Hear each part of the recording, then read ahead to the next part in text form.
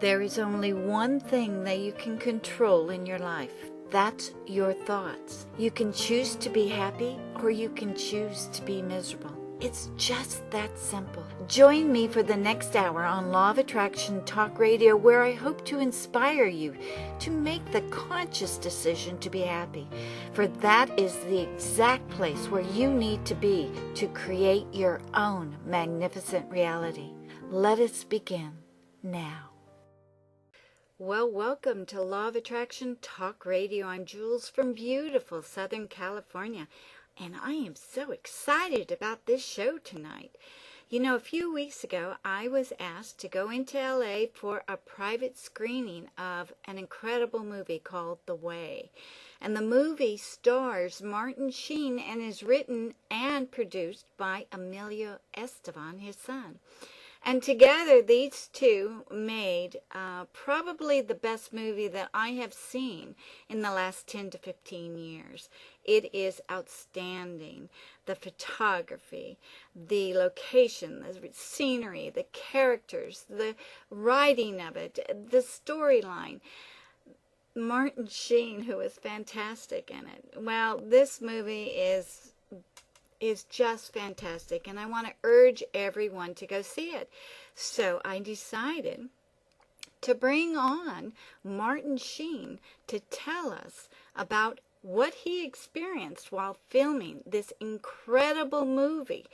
And it's something spectacular. So I want you to all sit back, relax, and stay tuned, because we are going to witness a journey within with Martin Sheen. We'll be right back after these words. Have you been receiving your free issue of Alms Times magazine in your email box?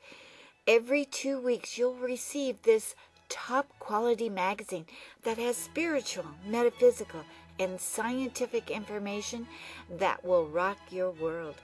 Go to almstimes.com, OMTIMES.com, to sign up for your free subscription today.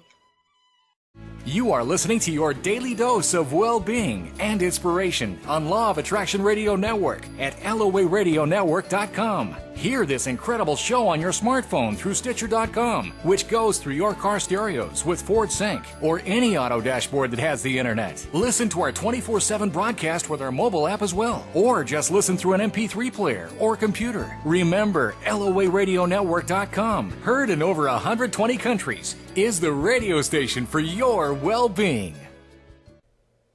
Welcome back.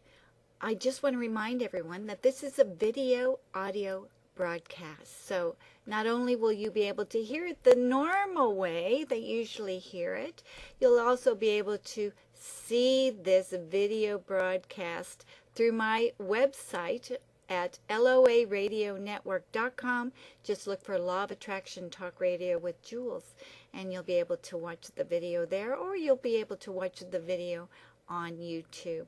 And I am going to be showing you a movie clip right now that explains more in depth what the film The Way is all about. So listen in. And then after that, we are going to be talking with Martin Sheen, who is on a bus traveling, doing his U.S. tour, taking this movie to every major city.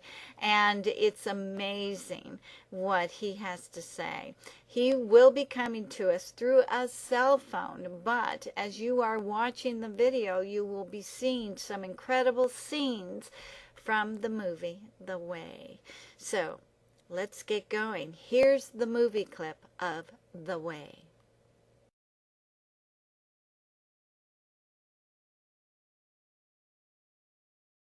You should fly with me. Come on, a father-son trip. It'll be fun. Yeah, right. You know, most people don't have the luxury of just picking up and leaving it all behind, Daniel. We agreed that if I let you take me to the airport, you wouldn't lecture me about how I'm ruining my life. I lied. Hello. Are you the father of Daniel Avery?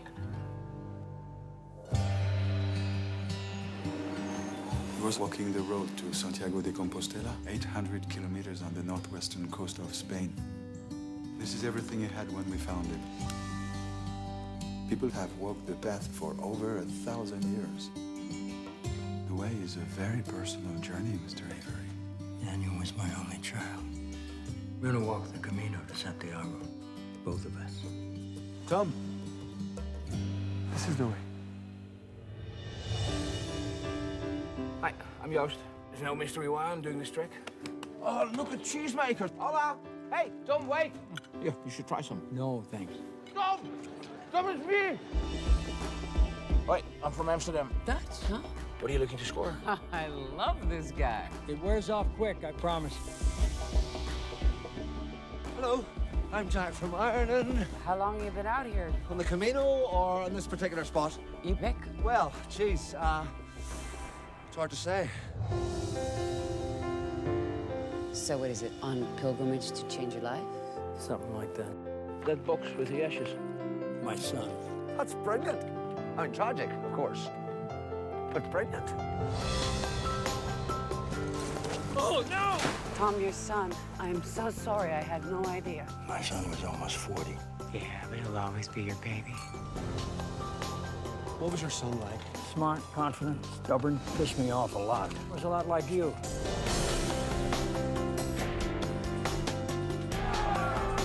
Hey, that kid took my bag. Hey!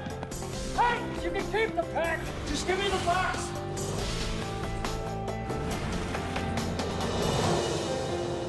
You don't choose a life, Dad. You live one. But you can do this on a bike? Why the hell are we walking? I want to make sure everyone understands what this wonderful movie is about. So let me just start from here. Martin Sheen plays Tom, an American doctor and widower who travels to Saint-Jean-Pied-de-Port, France, to recover the body of his estranged adult son, played by Emilio, who was killed accidentally during a storm while walking the Camino de Santiago, which means the way of St. James.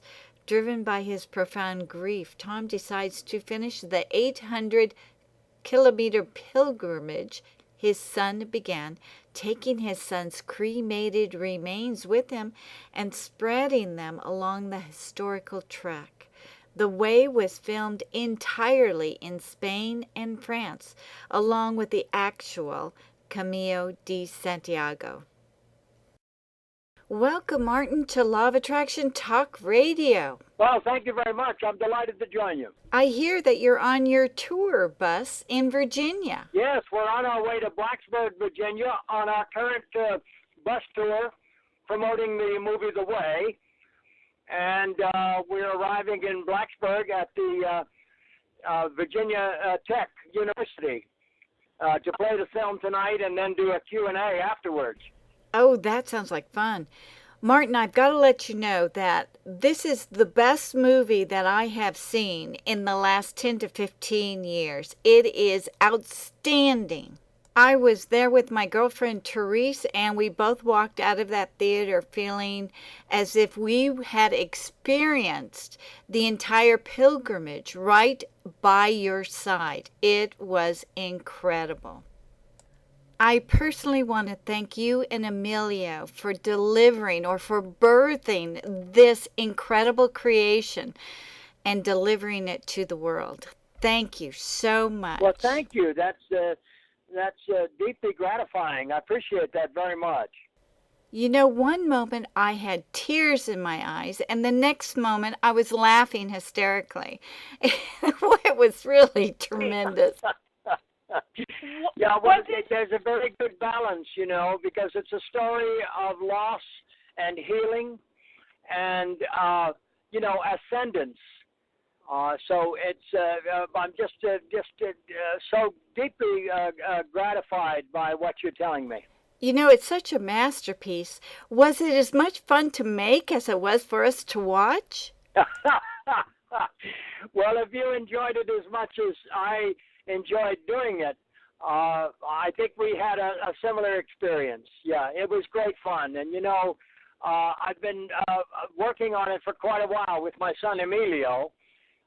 We've spent the last few years,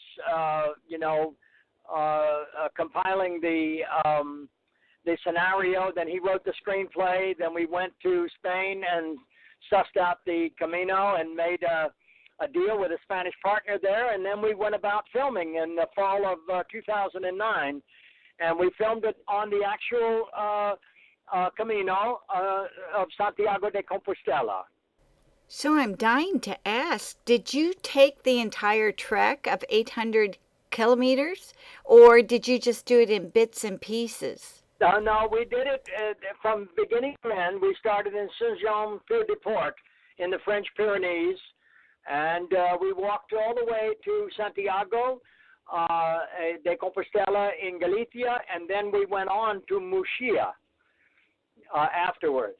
So, yeah. Now, mind you, we didn't have to walk the entire Camino because we were filming. But I would say Emilio and I both estimate that we actually walked about half of it. And mind you, when you're making a film, you have to do so many retakes that you end up doubling and sometimes tripling, the amount of distance you have to walk. I heard that you prepared for this journey by doing yoga. Is that correct? Well, in fact, I've been doing yoga since 1981. Really? Yeah, I came back from India. I did a small part in the film Gandhi, and I was so immersed in the Indian culture and so inspired by the whole experience that I had. Mind you, it was just about 5 or 6 weeks, but it had such an impression on me. When I came home, my wife and I started to study with Bipram Chadre, and I've been doing the yoga. I do the standing postures just about every day since then.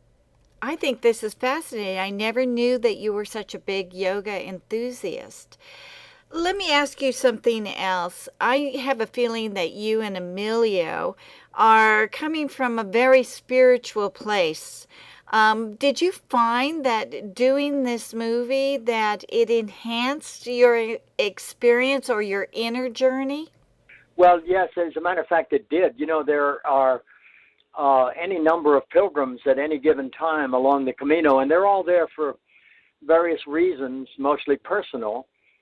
And while we didn't want to interfere with their journey, we were very careful to stay out of their way. But we did ask quite a few pilgrims if they would join us on film, and they were very happy to share their experience, and they signed off with disclosures.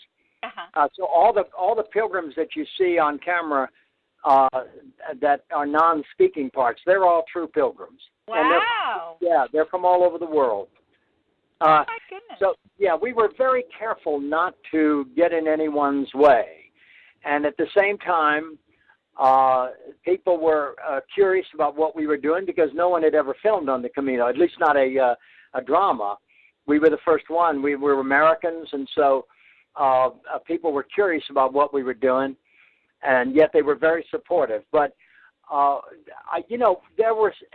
seemed to be a daily occurrence of miracles involved with the Camino. The very first one was how the whole thing started in the first place. I don't know if you're aware of it, but in 2003, I was trying to do the Camino in Spain between seasons of the West Wing. And I was traveling with my grandson, Taylor, Emilio's oldest child. He was 19 at the time. He was working for me as an assistant on the West Wing. And he and I and Matt Clark, the guy in the film who plays the rabbi/priest who gives me the rosary. Oh, yeah. Yeah. He and I and Taylor were traveling, and we thought the best way we could do the Camino, because we only had 2 weeks, was to rent a car and drive it so that we could suss it out for future reference. And as we were on the road, we stopped in Burgos, and that night at a refugio during the Pilgrim Supper, which was the place was run by a family, their daughter, Julia, this very beautiful young lady, came in to serve dinner, and she looked at Taylor, and Taylor looked at her, and they're still looking at each other. They got married. That's wonderful. And they live in Burgos, and they've been there ever since 2003. So that was the first miracle. That's what started the whole idea of doing a film about the Camino. And when I came home and I began to tell Emilio about some of the adventures that we'd had on the road, he got curious about it, and he began to visit Taylor in Burgos, and he got curious about the Camino, and on his own, he fashioned this wonderful scenario that became known as The Way. So it had a deeply personal evolvement, and it's kind of secular. It's a cycle as well, because my father was a Gallego. Wow. You know, he was born and raised in a little village called Badarrubias in Salta Revolta, which is just about 80 kilometers from Santiago. And I grew up knowing about the Camino, and I always had this romantic image that someday I would do that journey. So in a lot of ways, this film was a fulfillment of a deeply personal desire that has been with me all of my life. And now it's your personal legacy that you're delivering to the world. Wow, that is really tremendous. Martin, I have been following you all my life. I remember you in West Wing and in Apocalypse and everything. And you've always been an exceptional actor. But this movie, I found that you were absolutely brilliant in every scene. One of the most spectacular scenes was when you became drunk, and it was such an emotional roller coaster for everybody.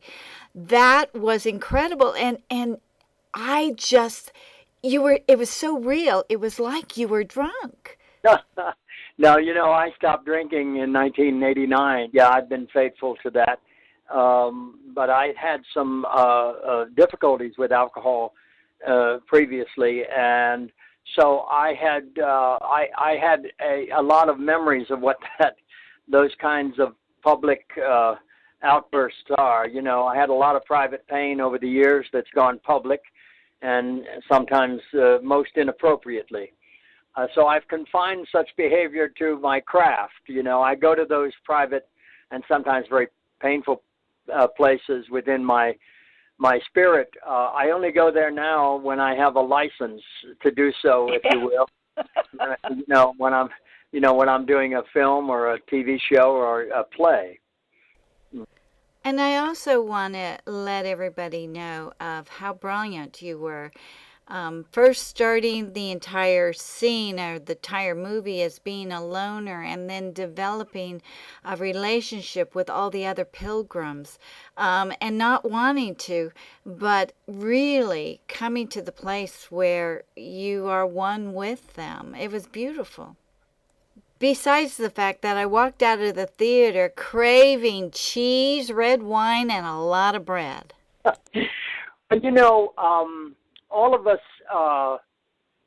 it seems to me, are seeking a transcendent experience in our lives. You know, we want to live authentic, honest lives, but our culture doesn't always encourage that. You know, we're a very materialistic culture in the West, and so it's more difficult to find our true selves, and that's why I think pilgrimage is such a great example of transcendence. You know, pilgrims pack a lot of things they need for the journey, and as they go along, they realize they don't need so much, and they lighten the load by giving stuff away or leaving it behind. And as the journey goes on, they get more and more interested in the inner pilgrimage, and they begin to let go of a lot of the baggage that we've created in our lives and we carry with us. And so we let go of a lot of anger and resentment and judgment and guilt, and our spirits get much lighter, and we become much better acquainted with our true selves. And that, I think, is the most important part of pilgrimage, and that's what we bring home with us. Yeah. And we share, you know. And many pilgrims who have done the Camino long to do it again. You know, they had such a life-changing experience that they want to return and do it again. And that's very kind of common with pilgrims. Because of my personal experience of watching you in the movie, I am now craving to be a pilgrim and take the journey myself. And I can see the tremendous advantage. So thank you for telling the world another way in which they can transform their lives. Now, could you talk to us about your bus tour and what that entails, and why are you doing it? Well, we've been on tour for a month now. Well, we started in Los Angeles and went up to Northern California. We played the film to audiences that we hoped would be inspired by it and pass the word. So we started in San Jose, and we went to San Rafael and San Francisco. And then we started back across the Southwest through Nevada to Phoenix, to Santa Fe, to Denver. And then we went south to Texas, to Austin and Dallas, and then north to Kansas City and Minneapolis and Chicago. And then we went to South Bend to Notre Dame and played it on a campus there at Notre Dame. And then to my hometown in Dayton, Ohio, and then to Cleveland, where my wife grew up, and then to Boston, and then back to Los Angeles. We had to fly because the bus couldn't get us there in time. So we played. Is that where you saw it, at the AARP? Yes. And then Sunday morning we flew out to Miami, and we did a couple of screenings there. And then we went up to Atlanta, where we were last night. And now we're on our way to Blacksburg to play the film at the Virginia Tech University. They have asked us to come and bring the film. Oh my goodness, it sounds like you are continuing your pilgrimage, only it's in a different country. That's a very good way to put it. Yes, this is our American pilgrimage. And so, yeah. And we, you know, in a real sense, we are distributing the film on our own because we wanted to make sure that audiences got the benefit of seeing this film. And we couldn't be sure, if we didn't do the bus tour and personally deliver it to all these cities across the country, that people would get a chance to see it. So how will people see it after the bus tour? Well, we open in New York and along the East Coast on October the 7th, and then it will go wider on the 14th and the 20th. If the film does well, it will expand to larger markets, but AMC is our principal distributor, and it will play in AMC theaters across the country. It'll just take longer to reach some of the cities because they have to make sure that they're going to have an audience. Okay. So that's why we're out here, and we're just doing everything we possibly can to make sure people hear about it and to get a chance to see it. You know, if we want more quality films in which to influence the goodness and the spiritual aspect of people, I am calling on all of the listeners to go out and see this movie. Show them that this movie is exactly what we are looking for. This is what we want to pay our money for. So everyone, make sure that you go out to see The Way. You won't regret it. I guarantee you're going to love the experience as much as I did. So Martin, again, I can't thank you and Emilio enough. You have been a blessing to this world in just delivering this one way that we can go and literally know how to transform our lives through the inner journey. Thank you so much. I can't tell you how deeply gratifying it is to speak to you and to hear your response to it. Thanks again, Martin, and do a part 2 to this movie. Thanks. Okay. Thank you again. Well, wasn't that a fun interview? Very fascinating. I loved hearing about the miracles that happened while Martin was in there on the pilgrimage. And you know what? I have a strong feeling that I am going to be going on that pilgrimage. I don't think I can miss something like that. That inner journey, the spiritualness, the finding out, the forgiving, the loving, and the understanding of what makes a person tick. Boy, it just feels like I'm going to do that. So, come and join me. Thank you again, and be with us next week because we are going to be interviewing Elvis Presley's stepbrother, David Stanley, and he has just written a book about the King and some really unique spiritual things that you really didn't know about Elvis. So stay tuned. In the meantime, have a wonderful week. Remember that the contrast is always good. It pushes you into going into the right direction. And thank you. I love you all. Bye-bye.